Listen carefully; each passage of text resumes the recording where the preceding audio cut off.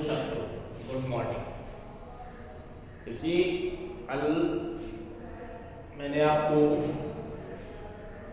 पादप कोशिका का एक डायग्राम बना के बताया। अब देखिए उसमें कौन कौन से अंग होते हैं इसके बारे में हम आपको बताएंगे, यानी कि जो अंग हैं उनका क्या काम है। तो इसके अंदर जीवित जो कोशिकांग हैं, सबसे पहले इसमें हरित लवक,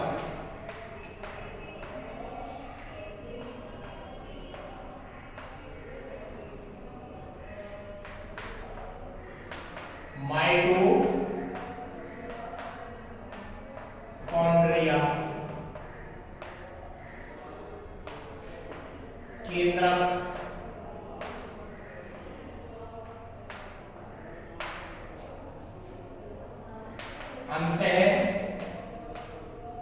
प्रद्रव्यी जालिका,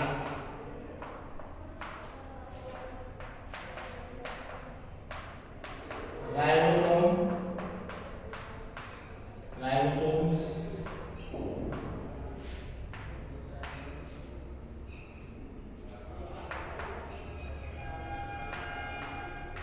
रिक्तिका,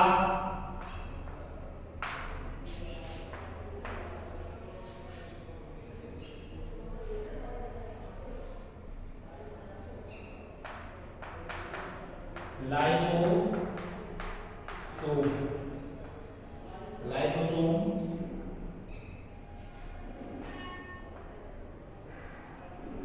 ये पादप कोशिका के अंग हैं। देखिए हरित लवक, सबसे पहले हरित लवक होता है। हरित लवक थैलिकॉइड्स जैसी संरचना होती है, जैसे क्ले के हैं, यानी कि इस प्रकार की संरचना होती है। इसमें थैलिकॉइड्स की प्लेटें जुड़ी हुई होती है इस प्रकार से।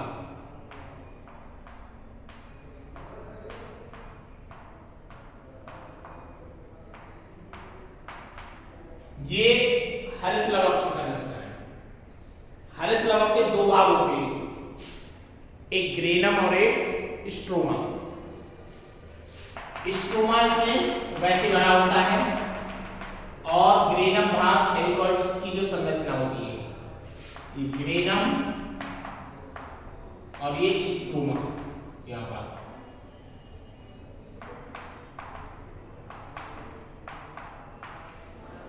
हरित लवक के अंदर दो तरह की क्रिया होती है, एक प्रकाशिक और एक अप्रकाशिक।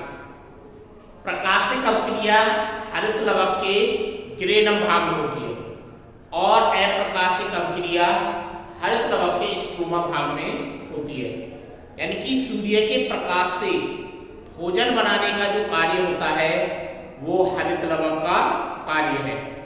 सूर्य से प्रकाश की किरणें लेके कार्बन डाइऑक्साइड, जल और सूर्य का प्रकाश और हरित लवक, इसके द्वारा C6H12O6 + 6O2 + 6H2O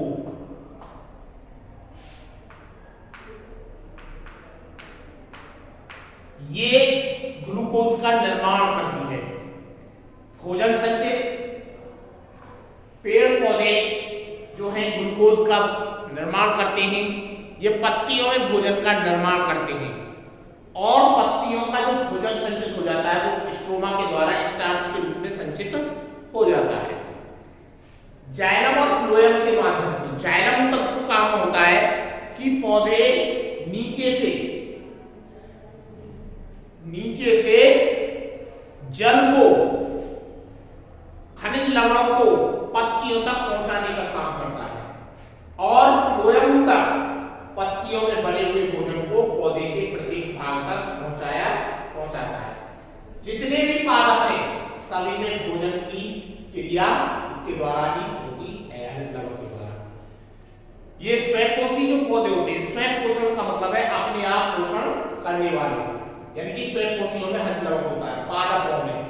फिर इसके बाद उसमें जंतु कोशिकाओं में ये हरितलवक नहीं होता है, बाकी सभी अंगक होते हैं। ये है भोजन बनाने का काम।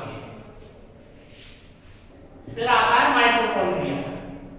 देखिए इसकी संरचना भी कुछ इस प्रकार से होती है, ठीक है। इसमें ये क्रिस्टी पड़ी होती है, इस प्रकार की क्रिस्टी होती है।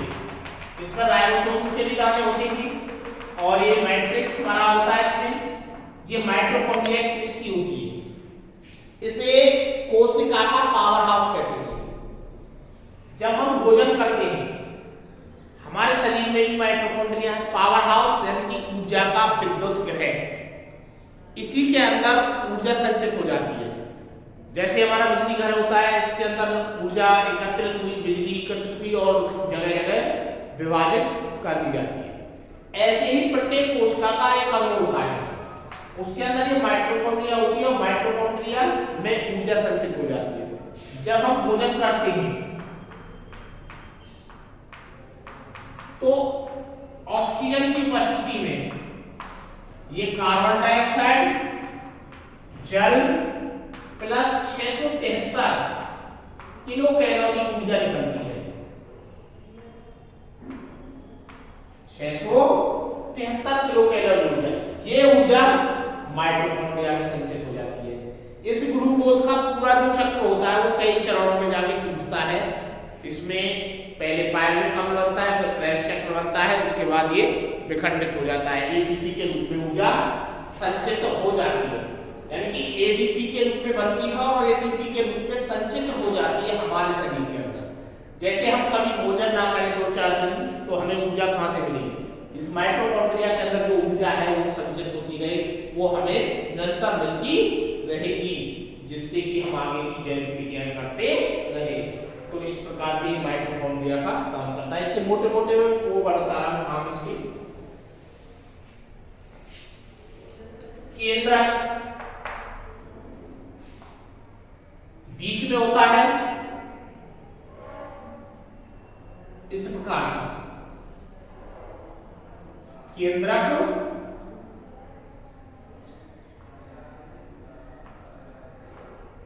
बीच में स्थित होता है। इसमें क्रोमेटिन धागे पड़े हुए होते हैं, केंद्रकाय होती है, केंद्रक भरा होता है, न्यूक्लियस। सारी जैविक क्रियाओं का नियंत्रण केंद्र ही सब चीजों का नियंत्रण करता है। यानी कि पूरी जैविक क्रियाएं जो होती है वहां पर सभी केंद्र के अंतर्गत निश्चित होती है। इस पर राइबोसोम्स के भी दाने होते हैं। तो मतलब ये इसके केंद्र होता है, केंद्र बिंदु होता है। सारी जैविक क्रियाओं का जो केंद्र बिंदु होगा वो केंद्रक होता है। इसमें क्रोमेटिन धागे होते हैं। क्रोमेटिन धागे हिस्टोन प्रोटीन के बने हुए होते हैं और ये धागे मोटे होके गुणसूत्र का निर्माण करते हैं, जिनमें डीएनए होता है और डीएनए आनुवांशिक लक्षणों का वाहक होता है। कहते हैं आनुवांशिक लक्षणों का, यानी कि आनुवांशिक इकाई है। आनुवांशिक इकाई होने का मतलब यही है कि इसमें डीएनए होता है और डीएनए आनुवांशिक होता है और ये कोशिका के अंदर होता है और कोशिका के द्वारा ही बनता है। तो इसलिए ये कोशिका जीवन की आनुवांशिक इकाई भी है। फिर आता है अंतःप्रदव्य जालिका। ये 2 प्रकार की होती है,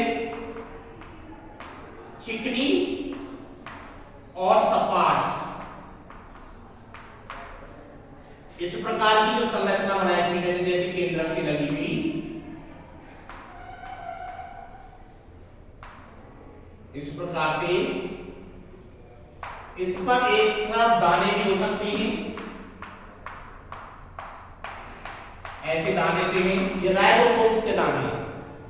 ये अंतःप्रदव्य जालिका खुदरी और चिकनी होती है। ये पादपों के प्रोटीन संश्लेषण में सहायक होती है और ये इसके केंद्रक की सुरक्षा के लिए, मजबूती बनाए रखने के लिए कपाट बनाती है। यानी कि केंद्रक के दोनों तरफ होती है।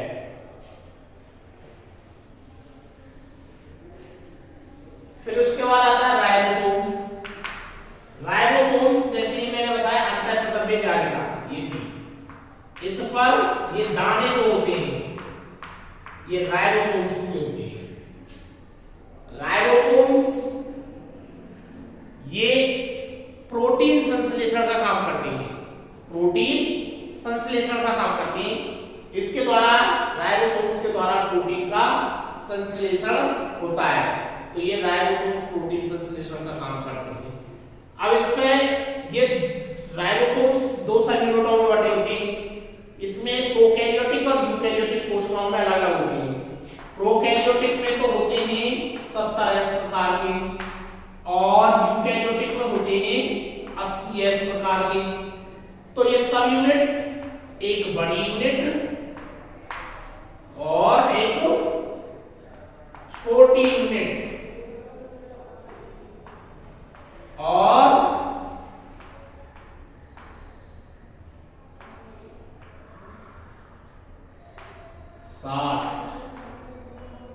और 40 दो सब यूनिटों में डिवाइडेशन होता है इनका। तो ये राइबोसोम्स क्या करते हैं, प्रोटीन संश्लेषण का काम करते हैं। फिर आती है रिक्तिका। देखिए रिक्तिका होती है जैसे ये केंद्रक होता है और केंद्रक के बाद ये खाली स्थान होता है, खाली स्थान यहां पर केंद्रक ये कोशिका की स्फीति बनाए रखता है। स्फीति मतलब सिकुड़ना, फैलना, ये रिक्तिका पर ही निर्भर करता है, क्योंकि कोशिका एक जैसी तो रहेगी, तो कभी सिकुड़ेगी और कभी फैलेगी। तो कोशिका जो है, जो रिक्तिका है, ये कोशिका में फैलने और सिकुड़ने पर निर्भर करती है, स्थिति बनाए रखती है। उसके बाद आती है लाइसोसोम्स। लाइसोसोम्स एक पाचक अंग है, कोशिका के अंदर एक पाचक अंग है। एक इसमें रह गया गोल्जी काय। गोल्जी काय लाइसोसोम्स एक पाचक अंग है। इसे हम आत्मघात की थैली कहते हैं। आत्मघात की थैली क्यों कहते हैं कि जैसे कोई बाहर से आए जीवाणु, बाहर से आए जीवाणु को ये भक्षण करती है और उन्हें भक्षण करने के लिए ये स्वयं भी नष्ट हो जाती है, इसीलिए इसे आत्मघात की थैली भी कहते हैं। यानी कि ये बाहर से आए जीवाणु को खत्म करने का काम करती है। फिर इसके बाद है गोल्जी काय। यानी कि इस प्रकार की जो संरचना बनाई केंद्रक के ऊपर, ऐसी जो संरचना है ये गोल्जी काय होता है। गोल्जी काय कोशिका के अंदर उत्सर्जन का काम करता है।